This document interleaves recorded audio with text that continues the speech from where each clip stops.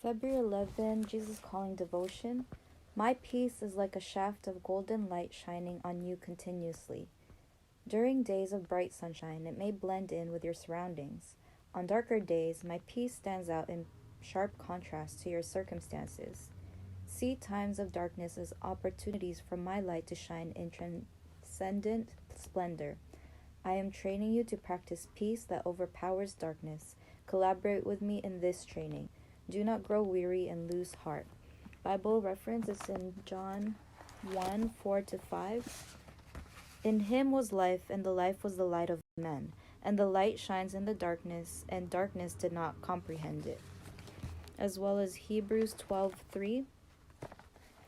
For consider him who endured such hostility from sinners against himself, lest you become weary and discouraged in your souls. Amen.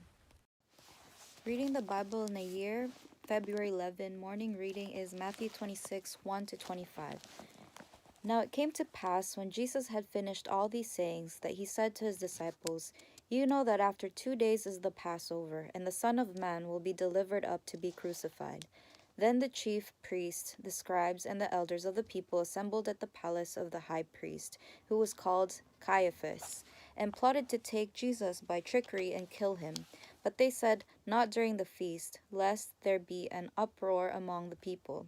And when Jesus was in Bethany at the house of Simon the leper, a woman came to him having an alabaster flask of very costly fragrant oil, and she poured it on his head as he sat at the table. But when his disciples saw it, they were indignant, saying, Why this waste?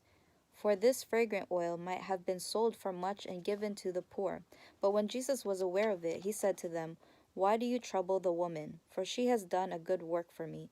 For you have the poor with you always, but me you do not have always.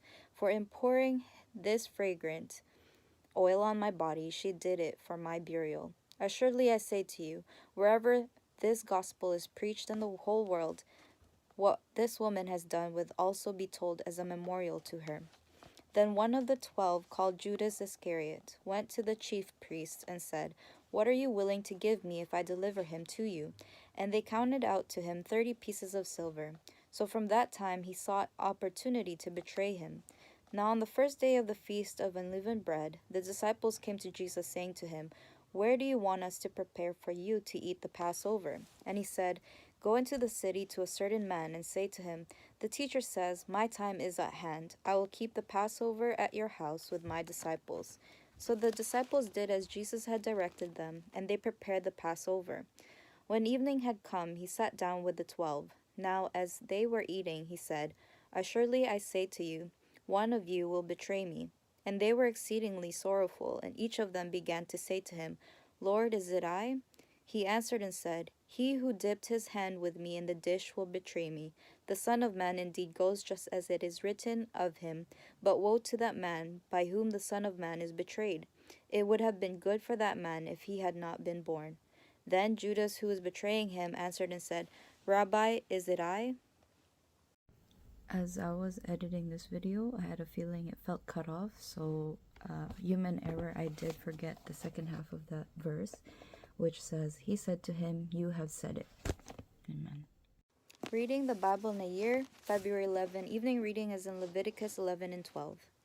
Now the Lord spoke to Moses and Aaron, saying to them, Speak to the children of Israel, saying, These are the animals which you may eat among all the animals that are on earth.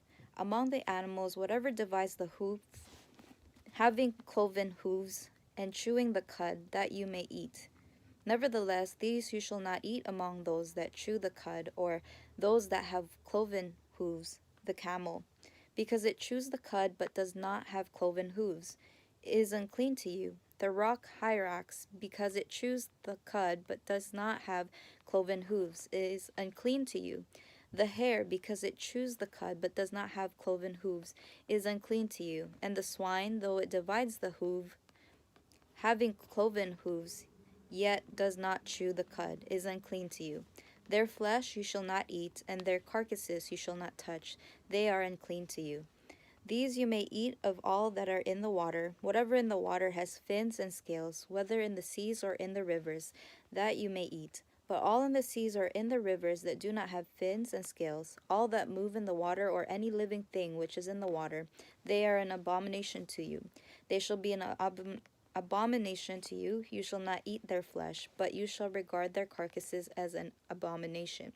Whatever in the water does not have fins or scales, that shall be an abomination to you. And these you have regard as an abomination among the birds. They shall not be eaten. They are an abomination. The eagle, the vulture, the buzzard, the kite, and the falcon after its kind, every raven after its kind, the ostrich, the short-eared owl, the seagull, the hawk after its kind, the little owl, the fisher owl, and the screech owl, the white owl, the jackdaw, and the carrion vulture, the stork, the heron after its kind, the hoopoe, and the bat. All flying insects that creep on all fours shall be an abomination to you. Yet these you may eat of every flying insect that creeps on all fours, those which have jointed legs above their feet, with which to leap on the earth. These you may eat, the locust after its kind, the destroying locust after its kind, the cricket after its kind, and the grasshopper after its kind. But all other flying insects which have 4 feet shall be an abomination to you. By these you shall come unclean. Whoever touches the carcass of any of them shall be unclean until evening. Whoever carries part of the carcass of any of them shall wash his clothes and be unclean until evening.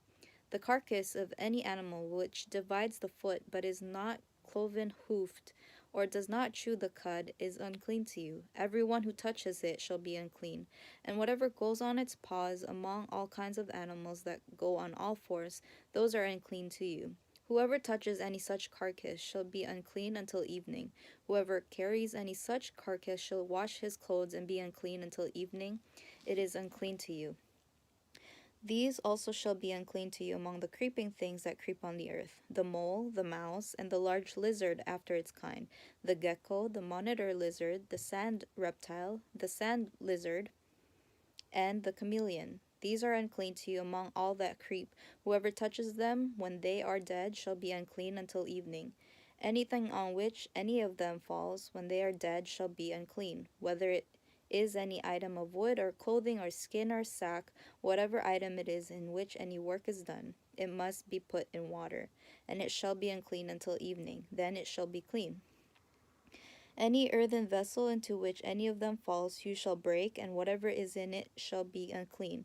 In such a vessel any edible food upon which water falls becomes unclean, and any drink that may be drunk from it becomes unclean. And everything on which a part of any such carcass falls shall be unclean.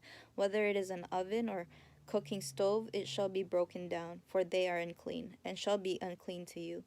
Nevertheless, a spring or a cistern in which there is plenty of water shall be clean, but whatever touches any such carcass becomes unclean. And if a part of any such carcass falls on any planting seed which is to be sown, it remains clean.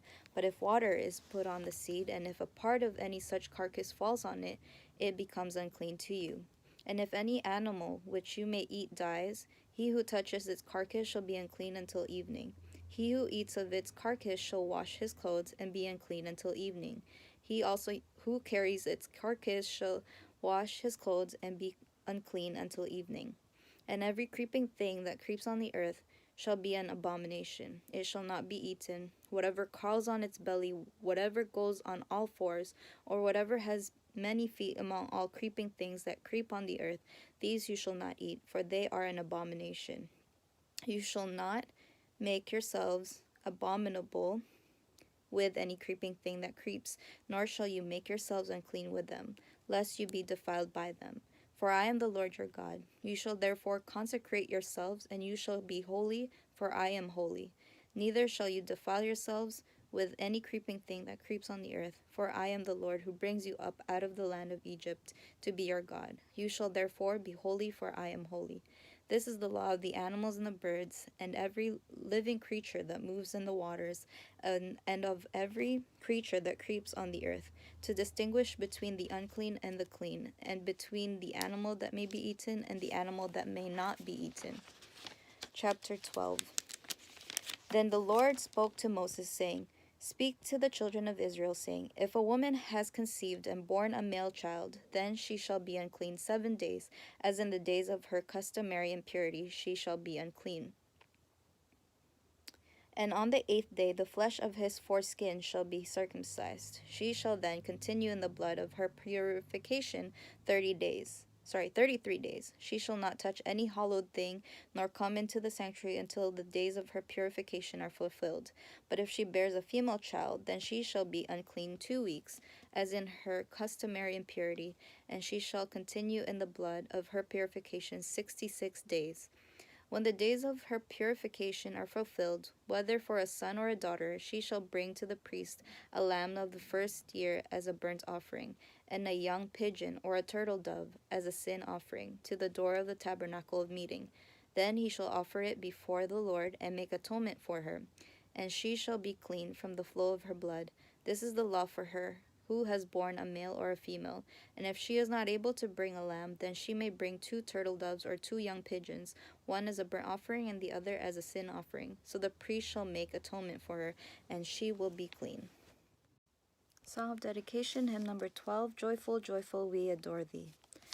Joyful, joyful, we adore thee, God of glory, Lord of love.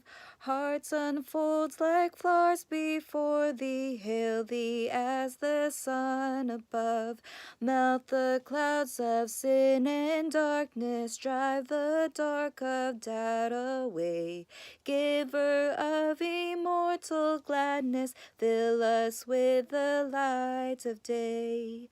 All thy works with joy surround thee, earth and heaven reflect thy rays. Stars and angels sing around thee, center of unbroken praise.